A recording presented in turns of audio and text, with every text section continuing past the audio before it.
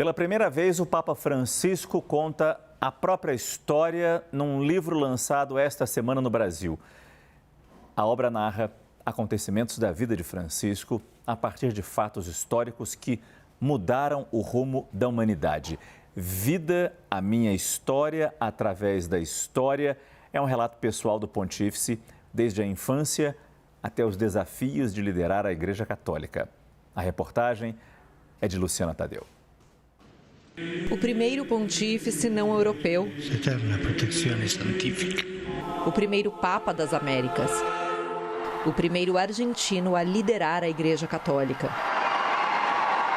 O pioneirismo de Francisco surpreendeu em sua chegada ao Vaticano em 2013 e continua chamando atenção. Grazie tante della accoglienza.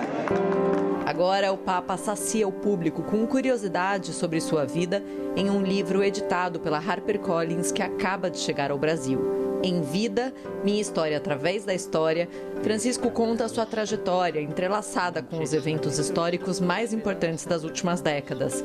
A obra foi escrita em conjunto com o jornalista vaticanista italiano Fábio Marchesi Ragona. Foi ele quem deu a ideia a Francisco de contar suas memórias com uma narração própria. Até que um dia eu perguntei se ele gostava da ideia de fazer esse trabalho. Ele me ligou para perguntar o que eu tinha em mente, o que eu queria. E aí eu expliquei que talvez fosse bom que houvesse uma narração sobre a vida dele que partisse dele mesmo. Então as pessoas teriam a oportunidade de conhecer a história dele através de sua própria voz. E ele aceitou imediatamente, disse o escritor. A infância do pequeno Jorge Bergoglio foi marcada pelas histórias dos avós italianos que migraram para a Argentina, pelas notícias do rádio sobre a Segunda Guerra Mundial, que eram o pano de fundo da vida cotidiana em sua casa, e pela indignação de sua família com os relatos das atrocidades do exército nazista de Adolf Hitler.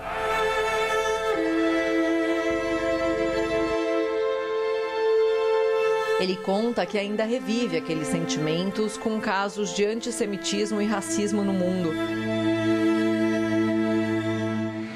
Lembra de episódios recentes no conflito do Oriente Médio. Quanta sofferenza. Preghiamo per la pace. Das dificuldades de imigrantes e dos protestos gerados pelo assassinato de George Floyd nos Estados Unidos. Na juventude, Bergoglio jogava bilhar, discutia política, dançava tango e até chegou a ter uma namorada. O primeiro sentimento de vocação para a vida religiosa veio aos 12 anos, mas o desejo ficou adormecido. Em 1953, quando tinha 16 anos, Bergoglio ia se encontrar com amigos, mas no caminho sentiu necessidade de se confessar. Ele veio até a Basílica San José de Flores e diz que aqui se encontrou subitamente com Deus, sentiu o chamado para se dedicar à vida religiosa e que aquele foi o momento mais bonito de sua vida. O futuro Papa demorou para contar sua decisão para a família. A mãe, que queria um filho médico, foi contra. E mesmo depois de descobrir a vocação, ele ainda teve que lidar com mais uma paixão. Ele conta que aos 19 anos ficou encantado com uma garota e teve dificuldade de rezar por uma semana, mas que felizmente para ele, o sentimento passou. Aos 20, Bergoglio teve uma grave infecção, 1 litro de líquido drenado de seu pulmão e o lobo superior do órgão direito retirado.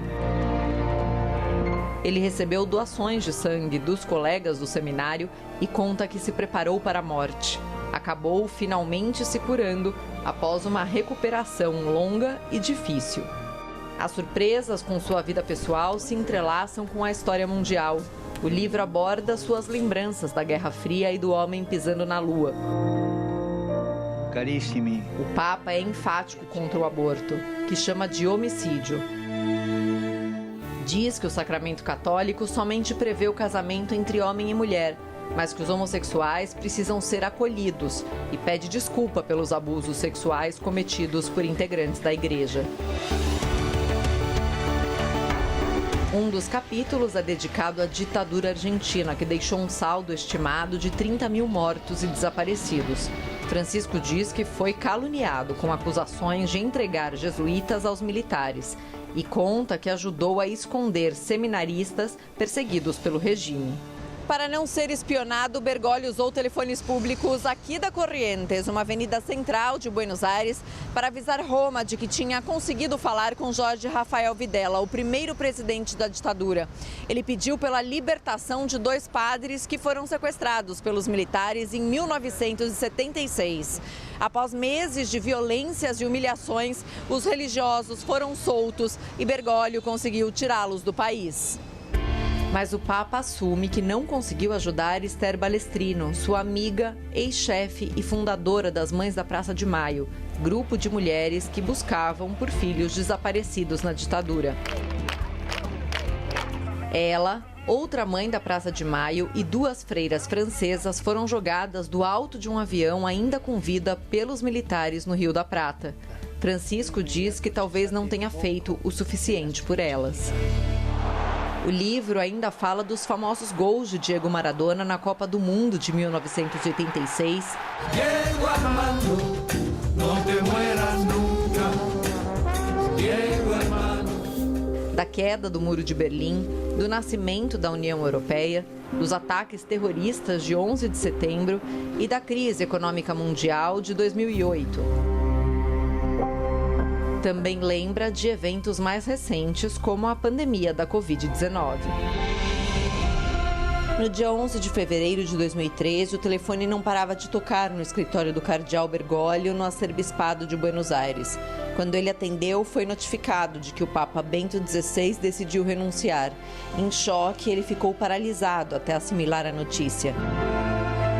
Nos dias seguintes, os cardeais seriam convocados para definir o nome do novo pontífice.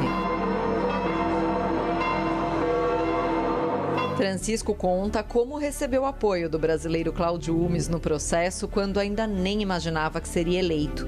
A vida como Papa e a necessidade de reformas no Vaticano compõem a parte final da obra. O pontífice aproveitou as páginas para falar do convite do presidente Javier Milei de uma viagem de pacificação para a Argentina.